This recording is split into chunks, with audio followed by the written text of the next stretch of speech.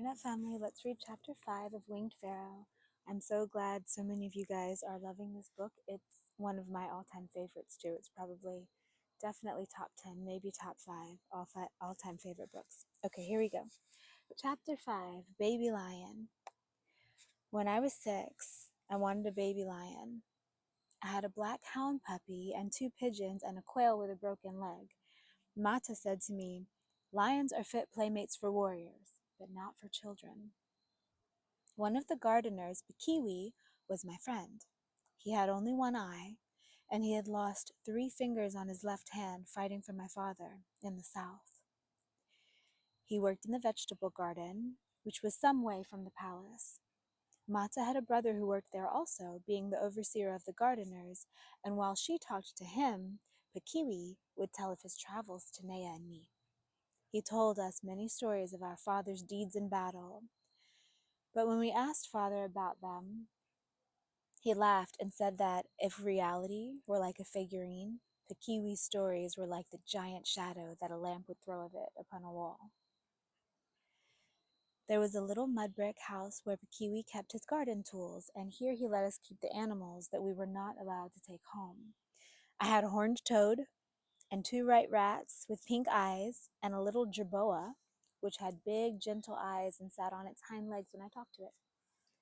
Nea kept a young wildcat, which he was trying to tame, in a box with wooden bars in front of it. And he had a yellow sand snake. I thought he was very brave to play with it, and so did he. I want a baby lion. If I had a baby lion and it grew into a very big lion and it still slept in my room, no boy could say I wasn't brave because I wouldn't play with snakes. Bikiwi had a son called Serten, who was one of the boys who ran with the hunting dogs. I had told him how much I wanted a baby lion, and he had promised to bring me one next time a wild lioness had to be killed for getting savage and left a cub. One day, I went to see Serten, and I found him sitting on the edge of a stone trough, polishing a bit of harness. When he saw me, he looked round to see that no one was watching, and then he beckoned me to follow him quietly.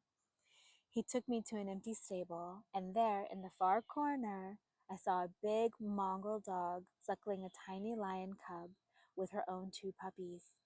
It was very small, and its eyes were still shut.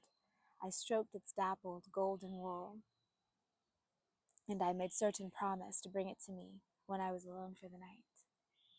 When Mata was putting me to bed, she seemed to take even longer than usual over combing my hair, but at last she left me. Nothing happened for such a long time that I was sure Serten had forgotten his promise. Then I heard a soft tapping on the shutter. I ran over to the window and saw Serten with the lion puppy in his arms. He handed it up to me, and it whimpered a little, but it was very sleepy, and soon it curled up beside me under the warm cover of my bed. When all was quiet, I did our secret whistle for Nea. I must have woken him, for he came in looking very sleepy and rather cross. "Nea, I've got a lion in my bed." "Don't be silly, you're wide awake." "It's not a dream lion, it's a down here lion." He still didn't believe me, so I pulled the cover off and showed it to him. And he said, "Where did you get it?" I told him. And then I said, "It's very brave of me to like lions sleeping on my bed." "Well, it's only a little lion." "It'll soon be a very big lion, and it will bite anyone who's ever horrid to me." "Then we'll let you keep it when it's got its real teeth." "Well, your snakes haven't gotten any sting." And Nea said, "That only makes you twice as cowardly not to touch them." And I got so angry I cried. Then Nea was very nice and said he was sure it was a very fierce lion to anyone but me, and he sat on my bed and told me a story about a monkey and a crocodile until I went to sleep. And this was the story of the monkey and the crocodile. Long, long ago, there was a family of monkeys who lived at the top of a tall tree in the middle of a forest. There was a mother monkey and a father monkey, 2 little girl monkeys, and a little boy monkey. The 2 little girl monkeys were very good and listened to all their mother told them of how to swing by their tails and how to keep to the thin branches which wouldn't bear the weight of any dangerous animal that might hurt them. She taught them what fruit to eat and what things make them sick, and how to comb their fur with their fingers so that their coats should be smooth and tidy. But the little boy monkey wouldn't listen to her, for he thought he was the cleverest monkey in the whole forest. He was too grand to play with his sisters, and he used to go for walks by himself on the tops of the trees. One day, in the middle of the forest, he found a big clearing where there lived a lot of human beings. He thought they must be a very royal sort of monkey that he had never heard of before, and he said to himself, "These are my proper companions, and I will try to be just like them." He saw that they hadn't got any tails, so he put his own tail over his arm as though he were carrying something.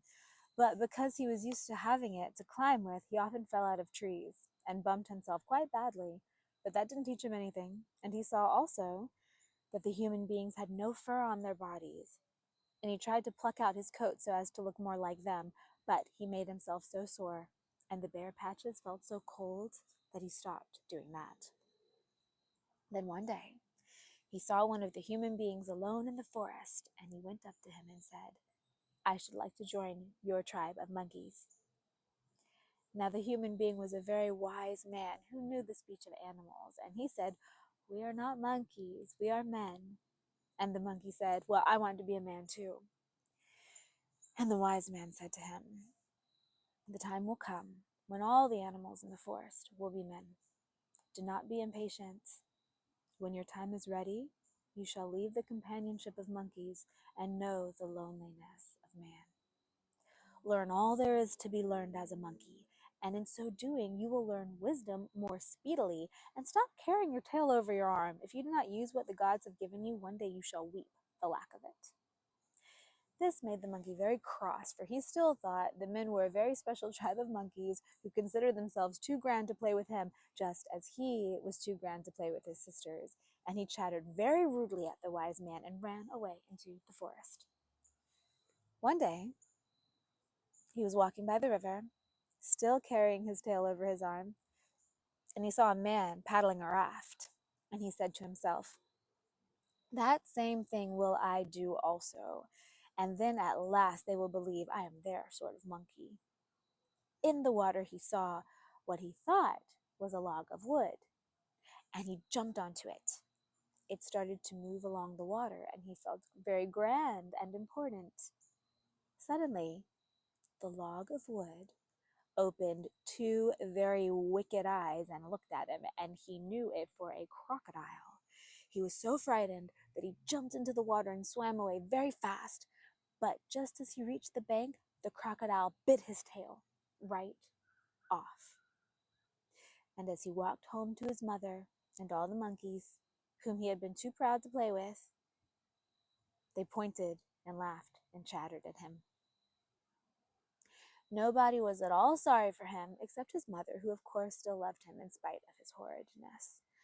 Soon after, there was a great storm, and the tree they lived in swayed about so fiercely that the poor monkey who hadn't got a tail to hold on with fell off onto his head and was killed.